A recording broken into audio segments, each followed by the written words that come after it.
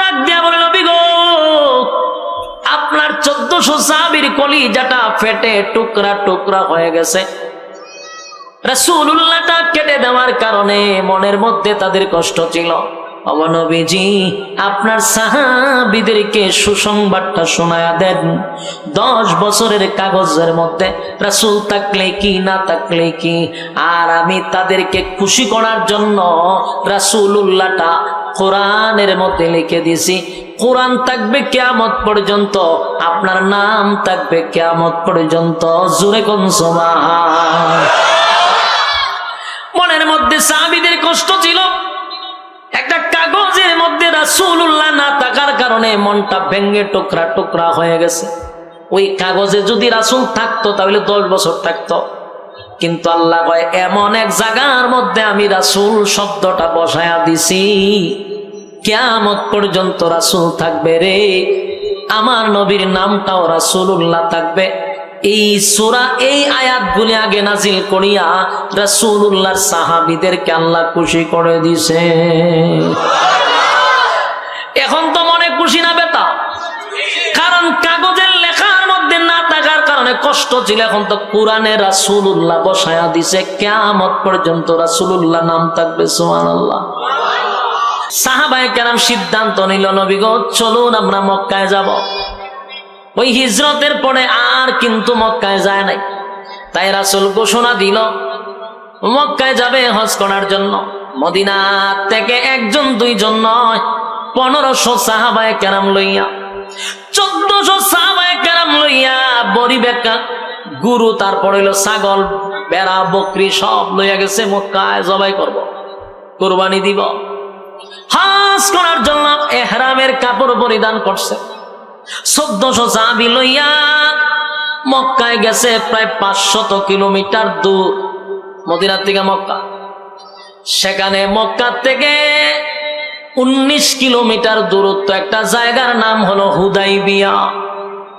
মক্কা থেকে কত দূর? 19 কিলোমিটার দূরে হুদাইবিয়া নামক জায়গার মধ্যে রাসূল যখন আসলো, এখানে রাসূল তাবু টাঙাইছে, সাহাবীদেরকে লইয়া এখানে রেস্ট নিবে। এর মধ্যে খবর হয়ে গেছে মক্কার মধ্যে আব্দুল্লাহর পুত্র মুহাম্মদ মক্কায় আসতেছে মক্কা দখল করার জন্য। নাউজুবিল্লাহ। মক্কায় আসতেছে মক্কা দখল করার জন্য, আব্দুল্লাহর পুত্র মুহাম্মদ আসতেছে। অথচ নবী আসছে কিসের জন্য? হজ করার জন্য নবী আসছে রে। মক্কায় খবর হয়ে গেল আল্লাহ নবী নাকি মক্কা দখল করার জন্য আসছে। মক্কার তখন যারা পরিচালনা করত আবু সুফিয়ানের নেতৃত্বে কিছু লোক আইসা নবীরে ব্যারিকেড দিছে। আব্দুল্লাহর পুত্র মুহাম্মদ, তোমারে আমরা মক্কায় ঢুকতে দিব না। তুমি আসছো মদিনার থেকে মক্কায়, আমরা তোমারে মক্কায় ঢুকতে দিব না। রাসূল 3 দিন পর্যন্ত হুদাইবিয়া নামক জায়গার মধ্যে বসা, নবীরে মক্কায় ঢুকতে দেয় না। নবীর পক্ষ থেকে হযরত উসমানকে পাঠাইল দূত হিসাবে, তুমি গিয়া তাদেরকে বিষয়টা বুঝায় কো, আমরা যুদ্ধ করার লেগে আসি নাই, আমরা আসছি হজ করার লেগে, মারামারি করতে আইছি না। এরা উসমান রাদিয়াল্লাহু তাআলা আনহুর কথা শুনবে তো দূরের কথা, উনারে বন্দী করে রেখে দিছে। চিন্তা করছেন কত বড় খারাপ, বন্দী করে রেখে দিছে। এই খবর রাসূলের কাছে আসছে যে আপনার উসমানকে তারা হত্যা করছে। বলুন, হত্যা করছে না বন্দী করছে? রাসূলের কাছে খবর আসছে কি হত্যা করছে। যেই রাসূলের কাছে বলছে যে আপনার উসমানকে হত্যা করছে, রাসূলের চোখের রং পরিবর্তন হয়েছে, রাসূলের শরীরের চেহারার রং পরিবর্তন হয়ে গেছে। বসার থেকে লাফ দিয়ে দাঁড়ায় গেছে। দাঁড়ায় সাহাবায়ে কেরামদের উদ্দেশ্যে রাসূল ভাষণ দিলেন, হজ উমরা পরের বিষয়, আমার উসমানকে যদি তারা হত্যা করে থাকে তাহলে আর মদিনায় যাব না যতক্ষণ না পর্যন্ত উসমানের রক্তের প্রতিশোধ না নিছি। কি বুঝলেন? খালি নরম না গরম? কথা কই না দি, আমরার মধ্যে গরম আসেনি? আছে, আমরার মধ্যে গরম নাই।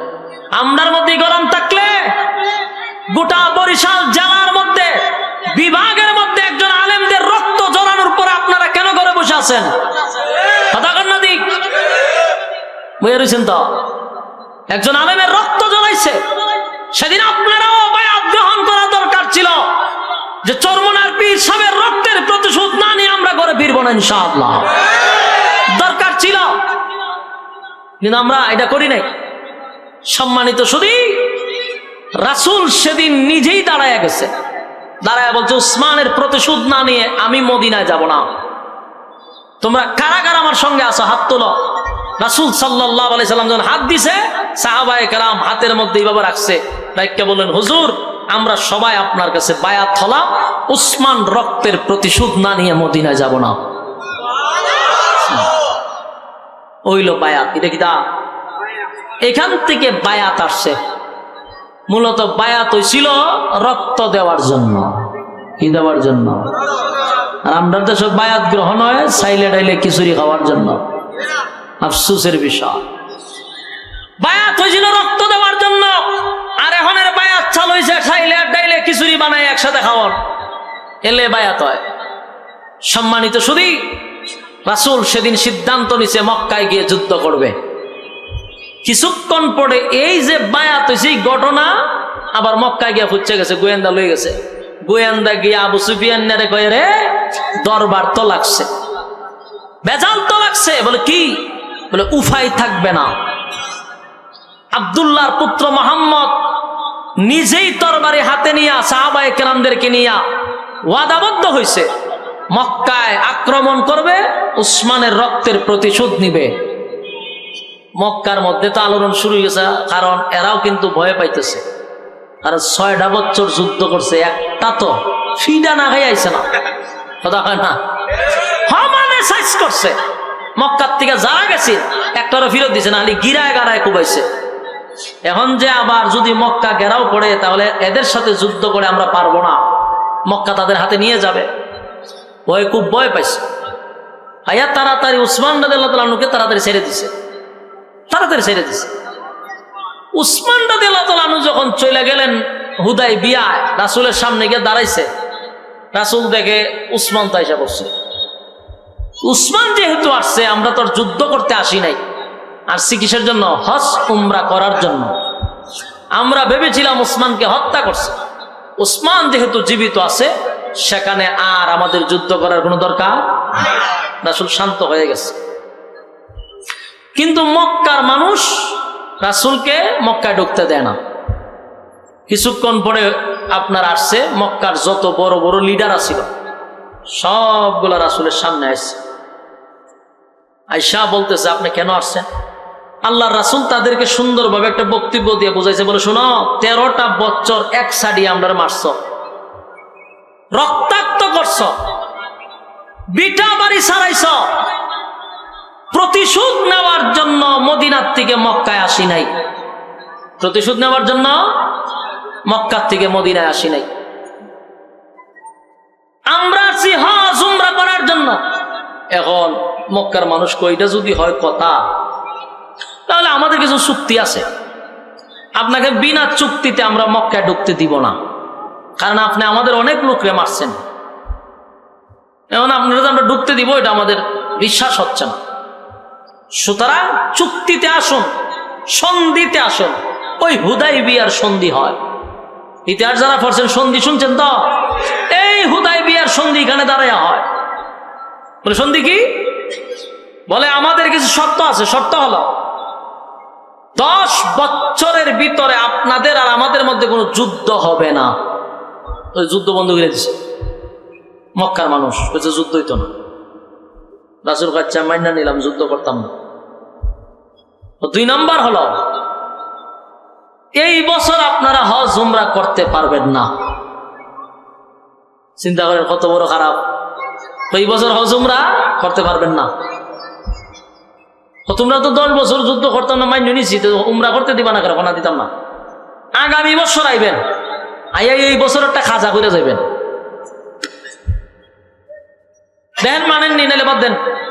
রাসূল কয় আচ্ছা আমি মানলাম। সাহাবায়ে কেরাম ছিল 1400, এর মধ্যে উমরও আছে। মেজাজ উমরের এমন গরম হয়েছে, তরবারি বাইর করে আর ভিতরে ঢোকায়, বাইর করে আর ভিতরে ঢোকায়। রাসূল দেখছে লক্ষণ ভালো না, উমরে কুন্ডারে গর্দান ফালাইয়া দেয়। উমরের রাগে ছুড়ে আর সহ্য করতে পারতেছে না। সাহাবায়ে কেরামরা, হুজুর এই বছর আমাদেরকে হজ করতে দিতেছে না, উমরা করতে দিতেছে না, আর আপনি শর্ত মানতেছেন, এটা কেমনে হয়? রাসূল বলেন, আমি যা জানি তোমরা তা জানো না। এরপরে এরা আরো শর্ত দিছে, আমাদের মক্কা থেকে কোনো মানুষ যদি মদিনায় যায়, ইসলাম গ্রহণ করে, আপনারা তারে আমার দেশে আবার ফেরত দিতে বাধ্য থাকবেন না। রাসূল কয়, মেনে নিলাম। হয় আমার আপনারা মদিনার থেকে যদি আমরা মক্কার ভিতরে কেউ ঢুকে, আমরা ফেরত দিতাম না।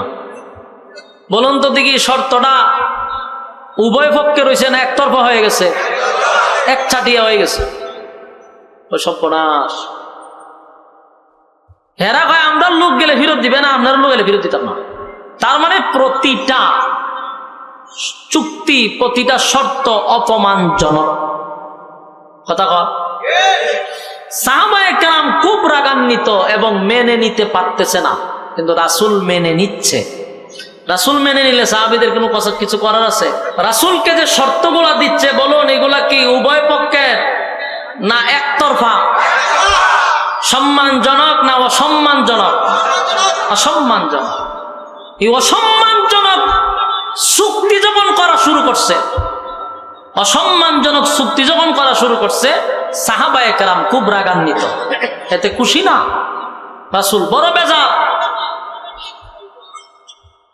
সাহাবায়ে কেরাম খুশি না, রাসূলও কিন্তু বুঝাইতে চাচ্ছেন না, কিন্তু মাইনা নিতেছে, সব মাইনা নিতেছে। এখন সব চুক্তি যখন মানা হয়ে গেছে, এখন এটা কাগজে কলমে লিখতে হবে, স্টাম্প হইতো না, দরখাস্ত হবে, দুজনের স্বাক্ষর হবে, উভয় পক্ষে সাক্ষ্য এখন 51%। ওইরা এদের পক্ষ থেকে কেন দস্তখত দিবে, রাসূলের পক্ষ থেকে দস্তখত দিবে, এই চুক্তি সন্ধিনামা হইতেছে। এখন রাসূল সাল্লাল্লাহু আলাইহি সাল্লামকে তারা অপমানজনক শর্তগুলি দিচ্ছে, এবং সব অপমানজনক শর্তগুলি এক চাটিয়া মেনে নিচ্ছে। কিন্তু এখানে সাহাবী কে ছিল? হযরত ওমর। রাগ কম না বেশি? মারাত্মক রাগ। হযরত ওমর রাসূলকে বলতেছেন, হুজুর কি দরকার আছে তাদের সঙ্গে আমাদের চুক্তির? রাসূল খালি হাত দিয়ে থামো, ধৈর্য ধরো। এখন এই চুক্তি লেখার জন্য হযরত আলীরে দিছে দায়িত্ব। আলী রাদিয়াল্লাহু তাআলা আনহু এই কলম লইয়া গেছে, চুক্তি লিখতে হবে, স্বাক্ষর কার কার পক্ষ থেকে নেতাগুলির নাম লেখছে, লিখা আমাদের পক্ষ থেকে একজনের স্বাক্ষর আর হেদের পক্ষ থেকে স্বাক্ষর। এখন এখানে লেখছে ওই মক্কার সর্দার সবগুলির নাম লেখছে, শেষে লেখলো আমাদের পক্ষ থেকে আব্দুল্লাহর পুত্র মুহাম্মদুর রাসূলুল্লাহ সাল্লাল্লাহু আলাইহি ওয়াসাল্লাম। মক্কার লিডাররা কয়, দাঁড়াও, এই কাগজ আমরা মানি না। বলুন, শর্ত রাসূল দিছে না হেরাই দিছে? হেরাই দিছে, হেরার কথাই সবকিছু ওকে। এখন কই এই কাগজ আমরা মানি না। কেন মানেন না? যেই কাগজে রাসূল থাকবে এই কাগজ মানি না। আপনারা কিতাব বুঝুন, আমার কথা শুনুননি আপনারা? যেই কাগজে রাসূল থাকবে এই কাগজ সম্মান না অসম্মান? চরম পর্যায়ের অসম্মান, চরম পর্যায়ের বেজ্জতি। রাসূলকে বসাইয়া 1400 সাহাবায়ে কেরামকে এখানে দাঁড় করাইয়া বলতেছে রাসূল লেখা থাকলে কাগজ মানি না। অহংত সব সাহাবীদের চোখের রং পরিবর্তন হয়েছে, লাল হয়ে গেছে, আর তরবারে আড্ডা ধরে চাইলে অনুমতি দিত আর গর্দান ফলাই দিত, কিন্তু রাসূল তো অনুমতি দেয় না। হেরার যুক্তি হলো 13 বছর তোমরা মারছি, বিঠা বাড়ি ছাড়াইছি এই রাসূলুল্লাহর কারণে। আমরা তো তার আব্দুল্লাহর পুত্র মুহাম্মদ মানি, রাসূল মানি না। রাসূল যদি মানতাম তো তোমরা আর আমরা একই থাকতাম। মানি না বিদায় মক্কার থেকে মদিনায় গেছ, মানি না বিদায় মক্কায় ঢুকতে দিচ্ছি না। তাহলে এখানে যদি রাসূলই থাকলো, মুখে না মানলো, কাগজে মাইনা নিতাজি। কথা কই না দি? কাগজ যদি রাসূল থাকে তাহলে কাগজে কলমে তো মাইনে নেওয়া লাগতেছে। সুতরাং রাসূল থাকলে আমরা এই চুক্তিতে যাব না। আল্লাহর রাসূল তখন বলতেছে, আলী, কাগজটা হইল 10 বছরের চুক্তি, 10 বছরের জন্য কি আল্লাহ আমার রাসূল বানাইছে? কথা হয় না। তাহলে কাগজে আমার নাম থাকলে কি আর না থাকলে কি, রাসূলুল্লাহরা কাটটা দাও, চুক্তিটা মাইনা নাও। কিন্তু সব সাহাবী দাঁড়ায় গেছে। দাঁড়ায় উমর কই, হুজুর আর বরদাস্ত করতে পারতেছি না, তাদের সাথে আমাদের কিসের শর্ত? উমর দাঁড়ায় খাড়িয়ে, হুজুর আমার প্রশ্নের জবাব দেন, আপনি কি সত্যি আল্লাহর রাসূল? এটা উমরের কথার সিস্টেম দেয়। রাসূল, আপনি কি সত্যি আল্লাহর রাসূল? রাসূল কয়, হ্যাঁ। আমরা কি সত্যের পক্ষে আছি? কয়, হ্যাঁ। এরা কি বাতেল পক্ষে আছে না? এরা কি সত্যের পক্ষে আছে না বাতেল? বাতেল। এরা যদি বাতিল হয়, আমরা যদি সত্য হই, আপনার যদি সত্য নবী হন, মাঝখানে আবার কিসের সন্ধি? অনুমতি দেন, একটারও বডির থেকে গর্দান রাখবো না, আমি উমরই একা যথেষ্ট।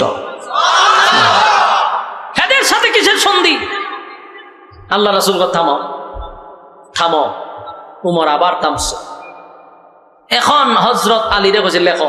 আলী কয়, কলমটা রাসূলের সামনে রেখে দিছে। হযরত আলী বলেন, ছোটবেলার থেকে আমি আপনার সঙ্গে থাকি, আপনি আমার চাচাতো ভাই এবং আপনি আমার শ্বশুর। নবীজি, আপনার অবাধ্য আমি কোনোদিন হই নাই, আপনার বিরুদ্ধে আপনার অবাধ্য আমি কোনোদিন হই নাই, হব না। কিন্তু আজকে আমি অবাধ্য হলাম, আমি আলীর দ্বারা সম্ভব না মুহাম্মাদুর রাসূলুল্লাহ শব্দটা কেটে দেওয়া, আল্লাহ নবীর শেষের নামটা রাসূলুল্লাহটা কেটে দেওয়া আমি আলীর দ্বারা সম্ভব না, আমি চাইলেও পারবো না গো নবী, আল্লাহর হস্তে মাপ চাই। নবীজি বুঝতে পারলেন কোন সাহাবী রাসূল কাটতে পারবে না, তাই নবী নিজেই কলমটা লইয়া রাসূলুল্লাহটা কেটে দিল। সব সাহাবীদের কলিজাটা যেন ফেটে ভেঙ্গে টুকরা টুকরা হয়ে গেছে। সাহাবীরা কান্দে আর বলে, 1500 সাহাবী, নবীর জন্য জীবন দিতে আমরা প্রস্তুত।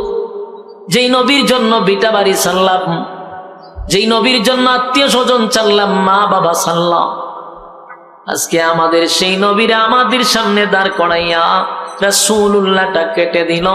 এর থেকে চরম পর্যায়ের অপমান আর কি হতে পারে? নবীজির সামনে সাহাবায়ে কেরামরা বরদাস্ত করতে পারে না, কান্না শুরু করছে, চোখের পানি ছেড়ে দেওয়া শুরু করছে। কেউ মাইনা নিতে রাজি না। নবী গো, কেমনে আমাদের সামনে রাসূলুল্লাহটা কাইটা দিল? কেউ বরদাস্ত করতে পারে না। নবী বোঝায়, সাহাবীরা শুন, 10 বছরের চুক্তিনামা, 10 বছরের চুক্তিনামার মধ্যে রাসূল থাকলে কি আর না থাকলে কি, আমার আল্লাহ রাসূল বানাইছে কিয়ামত পর্যন্ত। কিন্তু সাহাবায়ে কেরাম মেনে নিতে পারলো না। 1400 সাহাবীদের সামনে রাসূলুল্লাহটা কেটে দিল, বরদাস্ত করতে পারে না। মনের মধ্যে কষ্ট লইয়া চুক্তিনামাগুলি মেনে নিল, সন্ধি মেনে নিল। এবার আল্লাহর নবী ডাক দিয়া বললেন, সাহাবীরা রে, মক্কায় তো আর ঢুকতে দিল না, বেড়া বকরি জানছিলা জবাই করার জন্য, হুদায়বিয়ার ময়দানে জবাই করে ফেল। এখানে জবাই করে এখানে কুরবানি দিয়া তারপরে আমরা মদিনার দিকে রওনা দিব। 1400 সাহাবী আল্লাহর নবীর নির্দেশ পালন করতে গিয়া পরিবেকরা বকরি গুলা, ভেড়া গুলা সবগুলা হুদায়বিয়ার আশেপাশে জবাই করে দিছে। জবাই করে সাহাবায়ে কেরামরা আশা লইয়া, বুক ভরা আশা লইয়া, 6টা বছর পরে আসছিল, মক্কায় যাবে, নিজের জন্মভূমিতে পাড়া দিবে, খানায় কাবা জিয়ারত করবে, হজ করবে, উমরা করবে, কিন্তু দিল না। বুক ভরা ব্যথা লইয়া 1400 সাহাবী রাসূলের অনুমতিতে মদিনার দিকে আবার রওনা দিছে। 1-2 কিলো নয়, 500 কিলোমিটার দৌড়াইয়া মরুভূমির রৌদ্র দিয়া 1400 সাহাবী মদিনার দিকে রওনা দিছে। কিন্তু ভিতরে একজনেরও শান্তি নাই। কোন সাহাবী তো নবীর সামনে কথা বলতেও পারে না, কেউ নবীর সামনে কথা বলার সাহস পায় না। কিন্তু হযরত ওমর একটু রাগ কিন্তু মাঝে মধ্যে যে কোনো কোনো জায়গায় তাবু টাঙ্গা একটু একটু রেস্ট নেওয়া লাগে, 500 কিলোমিটার দূর রেস্ট নিতে গিয়ে এক জায়গায় বসছে। হযরত ওমর আর ধৈর্য ধরতে পারছে না, রাসূলের সামনে গিয়ে আবার দাঁড়াইছে। দাঁড়ায়, এখন নবী গো, আমার কিছু প্রশ্ন আছে। রাসূল গো, প্রশ্ন করো। 1 নাম্বার প্রশ্ন হলো, আপনি আমাদেরকে বলছেন আপনি স্বপ্ন দেখছেন মক্কা থেকে মদিনায় আইসা, মদিনার থেকে মক্কায় আইসা ওয়াজ করছেন, উমরা করছেন নিরাপদে, আবার আপনি মদিনায় গেছেন, এই তো আপনি স্বপ্ন দেখছিলেন। বলো হ। হযরত ওমর কয়, আপনি স্বপ্নটা কি সত্যি দেখছেন না ভুল দেখছেন? চিন্তা করেন, এখন যে প্রশ্ন করছে স্বাভাবিক না অস্বাভাবিক? এমন ভাবে প্রশ্ন করছে সাহাবায়ে কেরাম আটকে গেছে যে কি কয় ওমরে।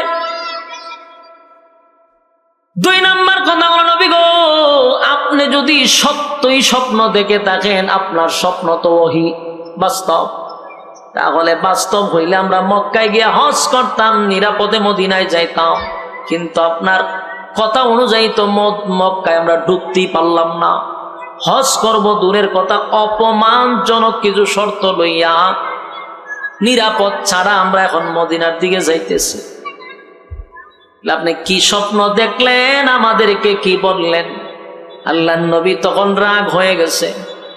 রাগ হইয়া বলতেছে, ওমর, তুমি যে আমারে প্রশ্ন করলা আমি স্বপ্নটা সত্য দেখছি কিনা, ওমর রে, বলো তো দেখি আমার স্বপ্ন যে তোমাকে বলছি, আমি কি তোমার একবারের জন্য বলেছিলাম যে আমার স্বপ্নটা আজকেই বাস্তবায়ন হবে?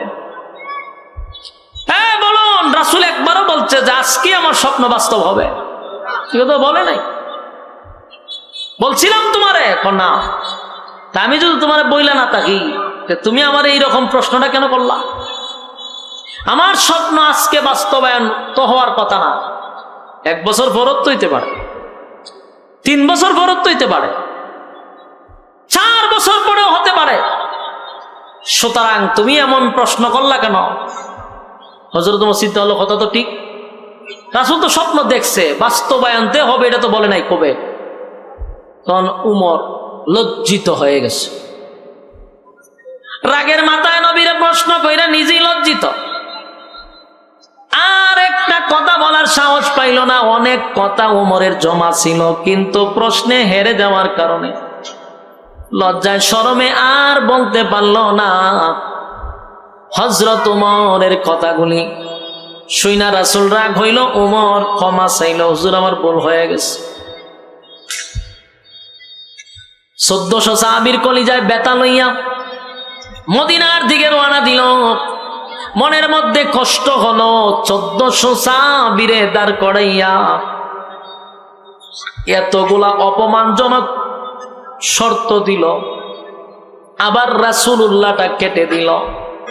এই ব্যথা লইয়া মদিনায় গেছে রে, যেই মাত্র মদিনার ধার প্রান্তে চলে গেছে, আমার আল্লাহ ফেরেশতা পাঠাইয়া আমার তেলাওয়াতকৃত সূরা ফাতাহ নাজিল করে দিয়েছে। সুবহান। ওই যে আপনাদের সামনে সূরা তেলাওয়াত করেছে, সূরা ফাতাহ কেন নাজিল হইল, কোন কারণে নাজিল হইল? এই হুদায়বিয়ার সন্ধিটাকে কেন্দ্র করে সাহাবীদের দিল ভাঙ্গা মনটাকে খুশি করার জন্য মদিনার দ্বার প্রান্তে যখন আসছে, আল্লাহ তখন সূরা ফাতাহ নাজিল করে। প্রথম আয়াতগুলি নাজিল করে সাহাবায়ে কেরামদেরকে সান্ত্বনা দিছে। এখন বুঝছেন কেন সান্ত্বনা দিছে? কথা কই না দি, আওয়াজ যায়নি। সান্ত্বনা কেন দিছে বুঝতেছেন? সাহাবায়ে কেরামদের ভিতরে বড় কষ্ট, মনের মধ্যে বড় আঘাত। আয়াতগুলি নাজিল করে দেয় মুহাম্মাদুর রাসূলুল্লাহ, মুহাম্মাদুর রাসূলুল্লাহ ওয়াল্লাযীনা মা'হু আশিদ্দাউ আলাল কুফফারি রুহামাউ বাইনাহুম তারাহুম রুকআন সুজদা। মুহাম্মাদুর রাসূলুল্লাহ, আল্লাহ ডাক দিয়া বলে, নবী গো, আপনার 1400 সাহাবীর কলিজাটা ফেটে টুকরা টুকরা হয়ে গেছে। রাসূলুল্লাহটা কেটে দেওয়ার কারণে মনের মধ্যে তাদের কষ্ট ছিল। ওগো নবীজি, আপনার সাহাবীদেরকে সুসংবাদটা শোনায়া দেন। 10 বছরের কাগজের মধ্যে রাসূল থাকলে কি না থাকলে কি, আর আমি তাদেরকে খুশি করার জন্য রাসূলুল্লাহটা কোরআনের মধ্যে লিখে দিয়েছি। কোরআন থাকবে কিয়ামত পর্যন্ত, আপনার নাম থাকবে কিয়ামত পর্যন্ত। জোরে কোন সুবহান। মনের মধ্যে সাহাবীদের কষ্ট ছিল, একটা কাগজের মধ্যে রাসূলুল্লাহ না থাকার কারণে মনটা ভেঙে টুকরা টুকরা হয়ে গেছে। ওই কাগজে যদি রাসূল থাকতো তাহলে 10 বছর থাকতো, কিন্তু আল্লাহ কয় এমন এক জায়গার মধ্যে আমি রাসূল শব্দটা বসায়া দিছি, কিয়ামত পর্যন্ত রাসূল থাকবে রে, আমার নবীর নামটাও রাসূলুল্লাহ থাকবে।